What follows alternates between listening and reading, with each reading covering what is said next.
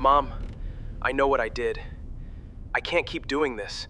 Monday's coming and she still doesn't know. I've known for years. I just don't know if I have the right to tell her now, right before she signs. I don't know if I deserve for her to listen, Mom. That's the truth of it. The papers were in a manila folder on the top shelf of my closet, behind the shoeboxes, where I'd put them 3 weeks ago so I wouldn't have to look at them every morning. I knew exactly where they were. I knew the exact page where I still needed to sign. Page 4, bottom right, my name in blue ink to make it official. Monday morning, 9 o'clock, Cecilia Vance's office on Fenwick Street. I had already imagined the drive there so many times that the imagining had worn smooth, like a stone you keep turning over in your pocket. What I hadn't imagined was Saturday afternoon, standing in the hallway outside our bedroom with a laundry basket on my hip, hearing my husband's voice through a door he'd forgotten to close all the way. Kendrick doesn't usually raise his voice. That's part of what made me stop. 16 years of marriage teaches you the difference between the voice someone uses for weather and traffic and the voice they use when something is actually breaking loose in them. This was the second kind. "Mom, I can't keep doing this," he said. "I can't keep pretending everything's fine when I know Monday's coming and I haven't told her the whole thing. I haven't told anyone the whole thing." I stood there with a basket of his undershirts against my hip and felt my whole chest go still, the way a room goes still, right before a storm changes the light. "I know what I did," he said, quieter now. "I know I should have said something years ago. But if I tell her now, right before Monday, she's going to think I'm doing it to stop her. She's going to think it's manipulation." A pause. I couldn't hear his mother, only the low murmur of her voice through the phone speaker. Indistinct, patient in the way Priscilla Vance adjacent. No, not Priscilla, that was me. I had to remind myself, standing there, that I was the one being talked about, not the one doing the talking. "I don't know if I deserve for her to listen," Kendrick said. "That's the truth of it, Mom. I don't know if I deserve it. I did not go in. I want to be honest about that, because everything that followed depended on the fact that I did not go in." I turned around, carried the basket back to the laundry room, and sat down on the closed lid of the dryer with my heart going like something trying to escape a box.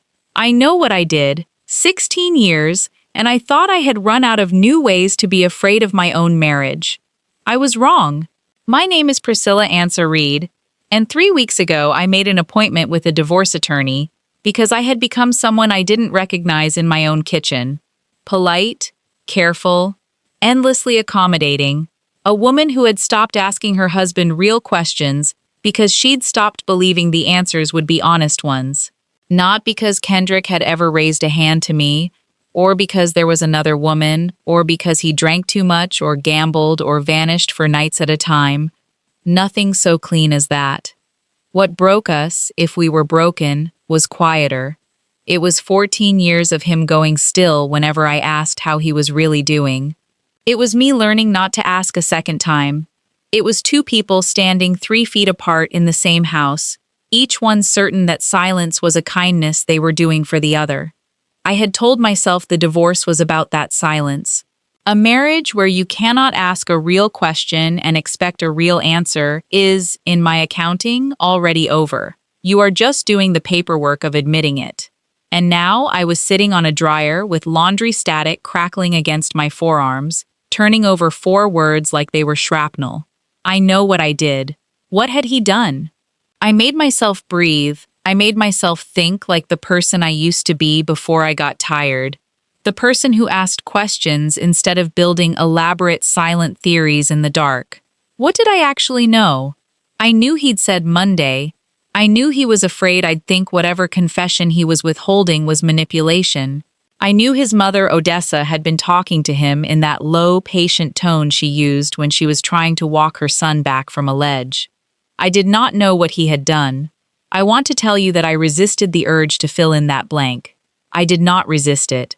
By the time Kendrick came downstairs 20 minutes later, phone back in his pocket, asking whether I wanted Thai food or the leftover chicken, I had already convicted him in the courtroom of my own imagination on 4 separate charges, and sentenced him, and started drafting the version of this story I would tell my sister. "Chicken's fine," I said. He looked at me a beat too long. Kendrick has a way of looking at me like he's checking whether the weather in my face matches the forecast. "You okay?" "Long day," I said, which was true, and also the exact kind of half-truth I had told myself I was done telling.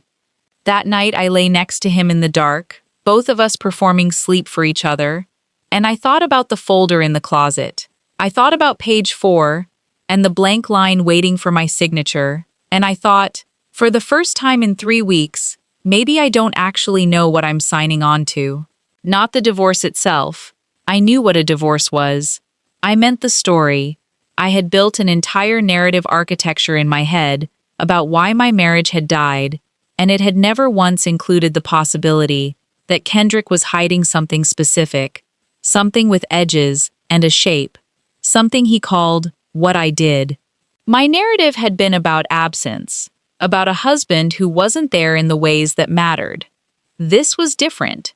This was presence.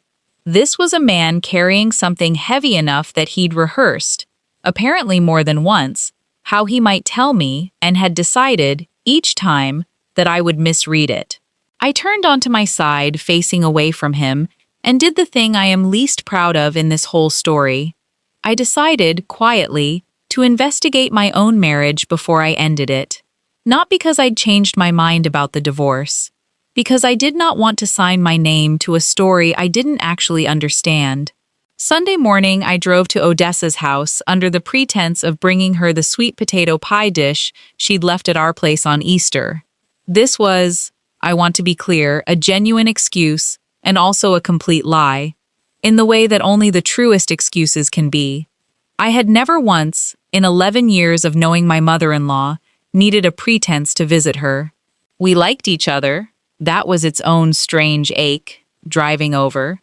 The knowledge that I was about to interrogate a woman I loved, under the cover of a casserole dish. Odessa Vance is 71 years old, and has the kind of face that makes you want to confess things you didn't know you were carrying. She opened the door in her church clothes, home early from the second service, and took one look at me and said, "Well, you didn't drive 40 minutes for a pie dish." "I did, actually," I said, "but that's not all I came for." She let me in.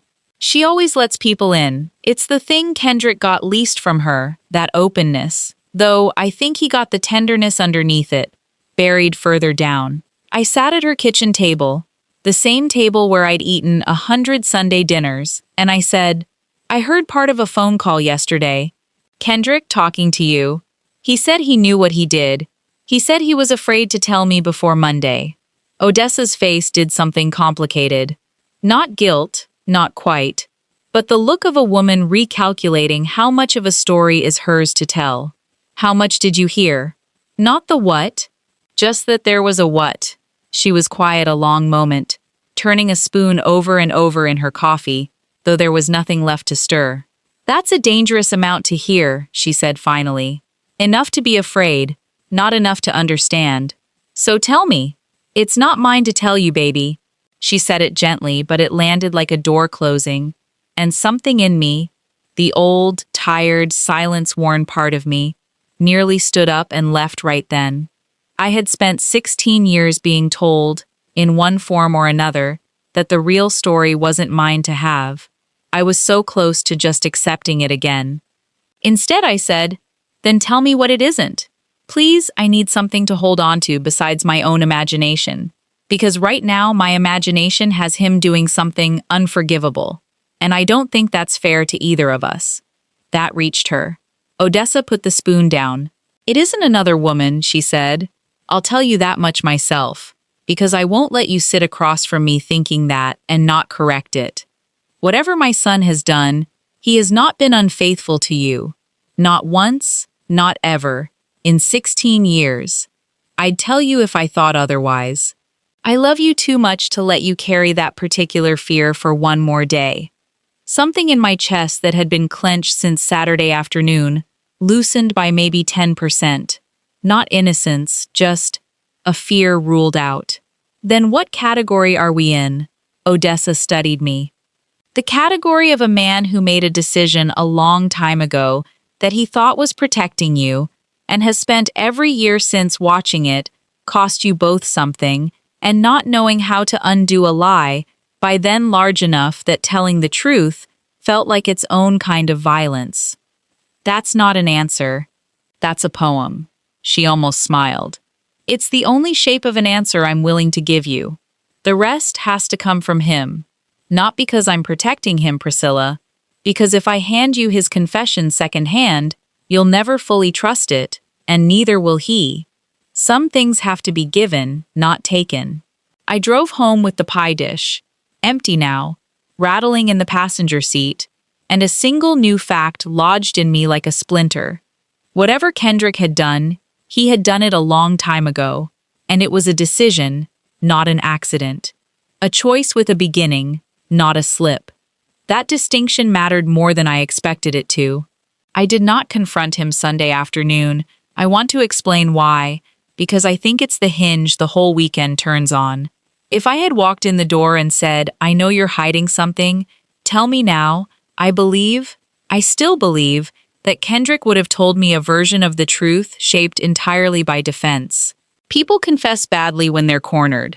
I had learned that much from 16 years of watching him retreat the second I came at him directly.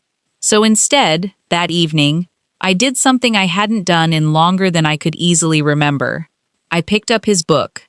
Kendrick has read the same novel probably 11 times in the years I've known him.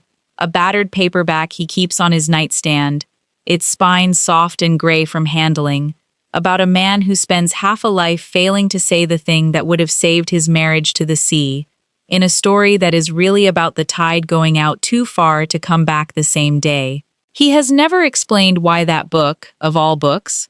I had never asked, not really, not past the first year, when he'd waved off the question with something like, "I just like it." I opened it that night, while he was in the shower, meaning only to see what page he'd left off on. Tucked between pages 112 and 113 was a folded sheet of paper, gone soft at the creases the way paper gets when it's been folded and unfolded many times over many years. It was a legal document, a petition, unsigned. For a wild half-second, I thought it was mine, that somehow my own divorce papers had migrated from the closet to his novel, some impossible accident.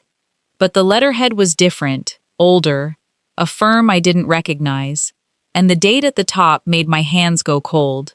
11 years ago, before our 10th anniversary. Before even our son was born, it was a divorce petition, unsigned, and it wasn't for us, because we hadn't been married 11, no, we had. 11 years ago we'd been married 5 years already. I stared at the names at the top of the page for a long time before they resolved into anything I could hold, and what I found there was not what I expected, and it was not what I feared. And it reframed everything I thought I understood about the man in the shower down the hall. But I will tell you honestly, reader, standing at that threshold with the water running and the paper trembling faintly in my hand, I still did not know the whole of it. I only knew, for the first time all weekend, that I had been asking the wrong question entirely. The names at the top of the petition were ours: Kendrick Reed, Priscilla Ansa Reed, filed, but never finalized, never signed.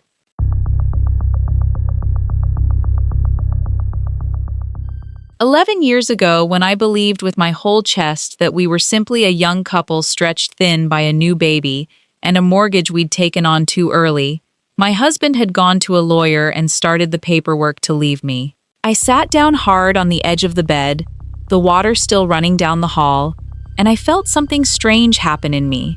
Not the fury I expected, but a kind of vertigo, like a staircase I'd been walking my whole life, had turned out to have a landing I never knew existed.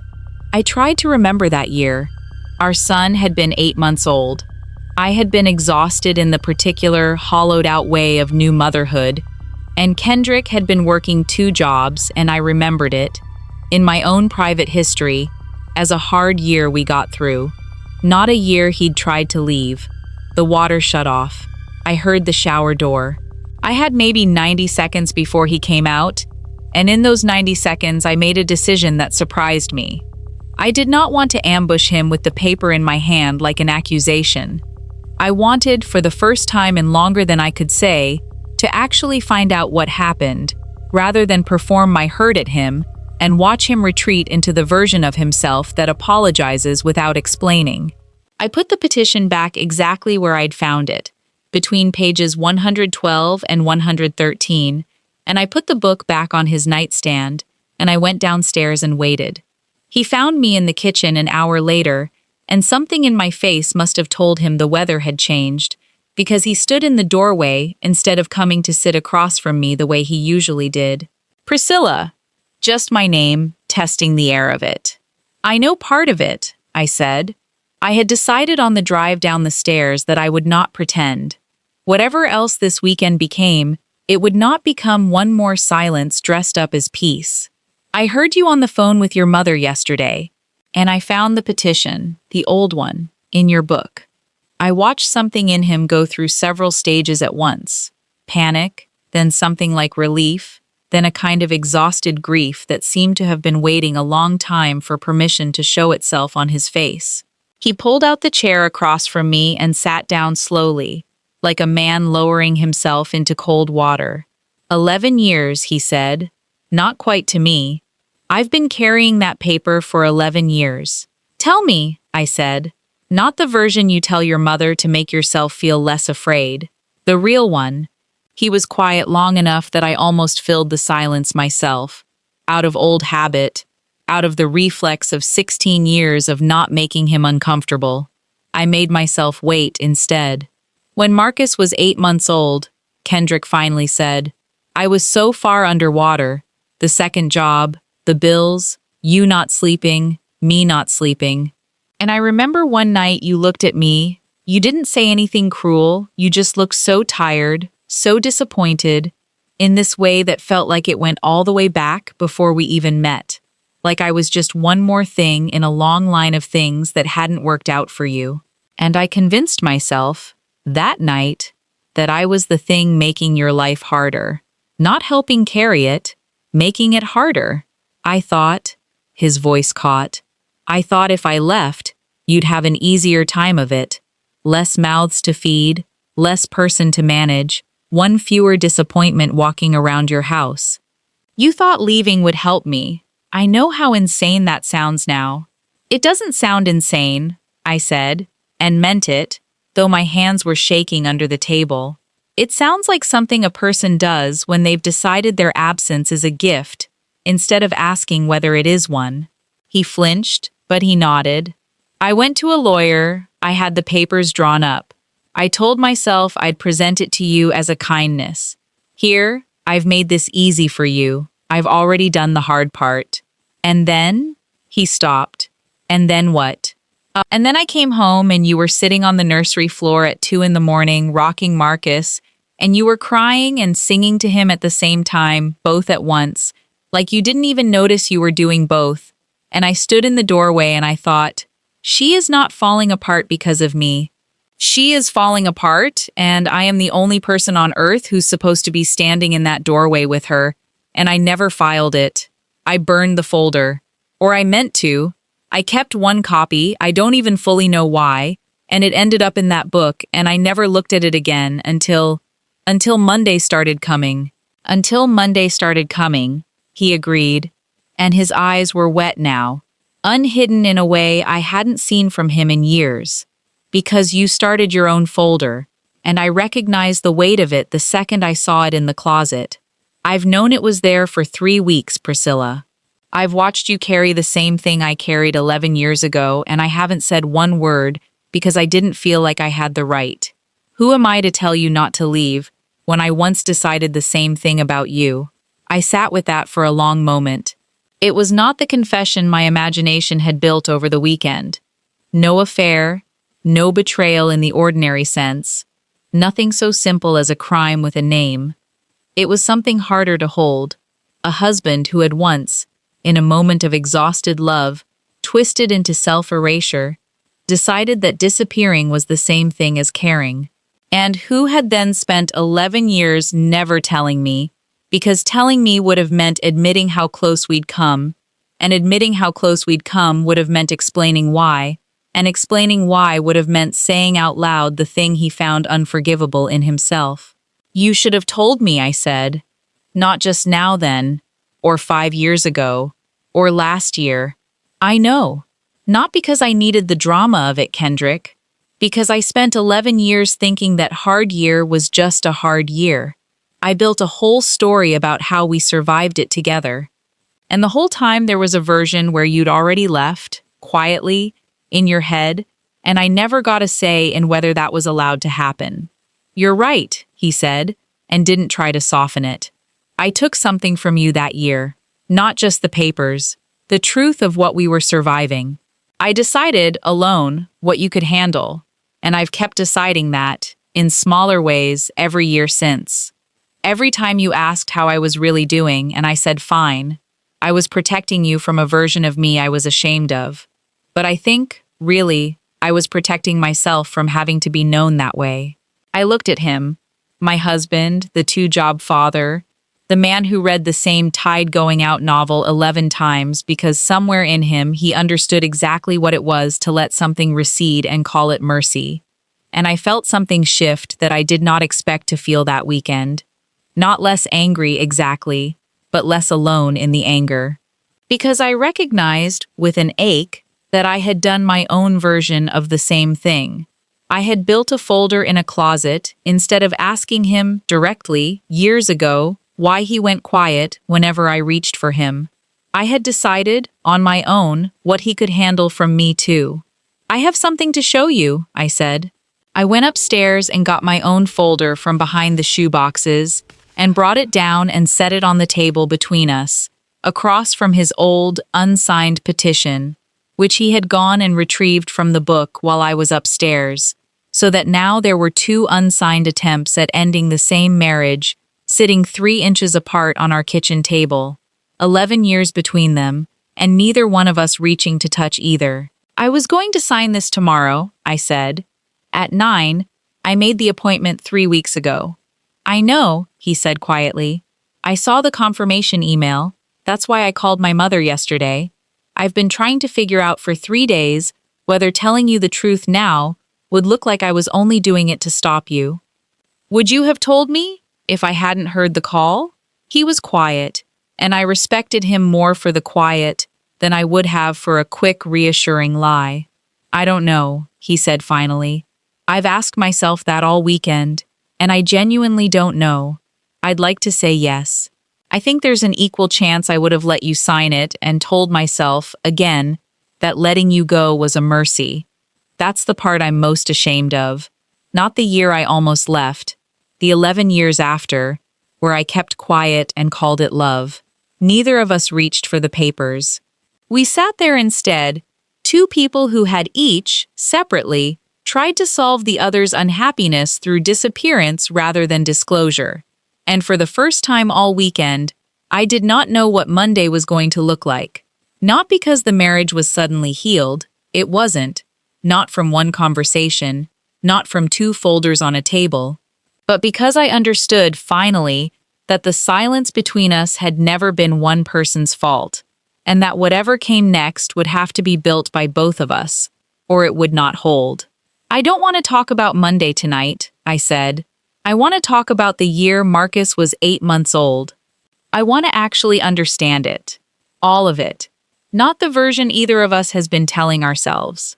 Kendrick nodded slowly and reached, not for the papers, but across the table, for my hand, stopping an inch short, waiting to see if I would close the distance myself. I did. We talked until nearly 1 in the morning, and I want to be honest about what that conversation was not. It was not a single speech that fixed 16 years. It did not erase the papers on the table, and it did not answer, by itself, what I would do on Monday. What it did was slower and, I think, more durable than that. It gave both of us a place to put down things we'd been carrying alone. I learned that the year Marcus was 8 months old, Kendrick's father had been sick. Something he'd never told me the full weight of, because his mother had asked him, at the time, to keep it from spreading worry to a household already stretched thin with a newborn. I thought I was protecting you, he said, and then I realized I was protecting a decision my mother made, and I never questioned whether it was the right one for us. Odessa's request, made with love, had become one more brick in the wall between us, not because she meant harm, but because Kendrick had let other people's protective instincts stand in for his own honesty with me, again and again, until protecting me had become indistinguishable from managing me. I told him in turn about the folder in my closet, not just the papers, but the 3 weeks before it, the quiet calculations, the moments I'd rehearsed telling my sister, the appointment I'd made almost as a dare to myself, to see if I had the nerve to finally choose something instead of enduring it. I didn't make that appointment because I wanted to leave you, I admitted, the words strange and unfamiliar even as I said them. I made it because I wanted to know if I still had the capacity to choose anything in this marriage, instead of just absorbing whatever happened in it. Neither of us slept much that night. Sunday folded into Monday somewhere around 2, the two of us still at the kitchen table, the coffee gone cold, both petitions, his 11 years old, mine 3 weeks, still lying there like artifacts from 2 different excavations of the same ruin. Monday morning came gray and ordinary, the kind of morning that doesn't know it's supposed to be significant. I woke up on the couch, where I'd eventually drifted off around 4, a blanket over me that I didn't remember pulling up, which meant Kendrick had done it at some point without waking me. He was in the kitchen already, 2 cups of coffee made, my appointment confirmation email open on his laptop screen, unread by neither of us for the first time in 3 weeks. 9 o'clock, he said. Cecilia Vance's office. I know what time it is, Kendrick. I'm not trying to talk you out of anything, he said, and I believed him because his voice didn't have the pleading note it would have had a week ago. I called Cecilia's office already, actually. This morning, not to cancel it, to ask if I could come with you. That stopped me. To the appointment where I signed divorce papers? To whatever appointment it turns out to be, he said. I don't get to decide what happens in that room, Priscilla. I gave up that right a long time ago, the first time I decided silently what was best for you, instead of asking. But I don't want you walking in there without at least knowing that I want to fight for this, out loud, where it costs me something to say it, instead of hiding what I want behind what I assume you need. I studied him across the kitchen, this man I had built one entire story about over 3 weeks of silence and revised twice more over one long weekend, and I felt the strange vertigo of understanding that a person you have lived beside for 16 years can still, on a Monday morning in your own kitchen, surprise you into a kind of hope you'd stopped budgeting for. You can come, I said. I'm not promising you what I'll do in that room. I still don't fully know. I'm not asking you to promise anything, he said. I'm asking for the chance to be honest in front of you, instead of about you. Cecilia Vance's office smelled like the same coffee every law office seems to smell like. And she looked at the two of us walking in together with an expression I recognized from 16 years of watching people recalibrate their assumptions about my marriage. This is a first, she said. Usually people arrive separately. We had a long weekend, I said. She had the papers ready on her desk, page 4 flagged with a small yellow tab, waiting for a signature that had been 3 weeks in the making and, unbeknownst to her, had actually been building for 11 years before that. I looked at that yellow tab for a long moment. Before I decide anything, I said, I need to say something, and I need you both to just let me say it without managing how it lands. Cecilia folded her hands. Kendrick went still beside me in the way he does when he's forcing himself not to interrupt, not to soften, not to retreat. I came in here 3 weeks ago because I'd stopped believing that honest conversations were possible in my marriage, I said. Not because Kendrick did something monstrous to me, because we'd both quietly decided, over 16 years, that protecting each other meant not fully showing up for each other. He hid a decision he made 11 years ago because he was ashamed of it. I hid 3 weeks of legal appointments because I didn't think he'd actually listen if I told him the truth instead of just handing him the result. We've been two people managing each other's feelings instead of trusting each other with our own. I looked at Kendrick. This weekend, for the first time in longer than I can remember, you told me the truth before I had to extract it from a folder in a paperback. And I told you something true instead of performing fine at you one more time. I don't know if that's enough to undo 16 years. I genuinely don't. But I know it's the first time in a long time that I've felt like I was actually married to the person in front of me, instead of a version of him I'd built out of his silences. So, Cecilia said carefully, are we filing today? No, I said. Not today. Maybe not at all. But I'm not signing this because I've decided the marriage is fixed. I'm not signing it because for the first time in 3 weeks, I actually believe there's something left to work with. And I'd rather spend real effort finding out than sign a document born out of exhaustion and silence. Kendrick let out a breath I felt more than heard. I know that's not a guarantee, he said, to me, not to Cecilia. I'm not going to treat it like one. It's not a guarantee, I agreed. It's a Monday where I get to actually choose, instead of just being tired enough to sign whatever was in front of me. We didn't leave that office as a couple who'd been miraculously repaired in a single speech, the way those stories always seem to promise, the ones where a husband says the perfect thing at the airport gate, and everything broken simply isn't broken anymore. That's not what happened to us, and I don't think that's what happens to anyone. Not really. What happened was smaller and, I've come to believe, sturdier. Two people who had each spent years mistaking silence for love agreed, on an ordinary gray Monday, to try something harder and less comfortable, telling each other the truth, even when it cost something, even when it made them look less noble than the version of themselves they'd been quietly protecting. Kendrick still keeps that same tide-going-out novel on his nightstand.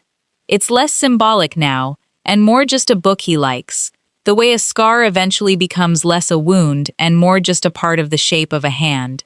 But some months later, cleaning out that closet shelf behind the shoeboxes, I found that I'd kept my own folder too, empty now, papers shredded, but the folder itself still there, a strange little monument to the version of myself who almost signed her name to a story she never fully understood.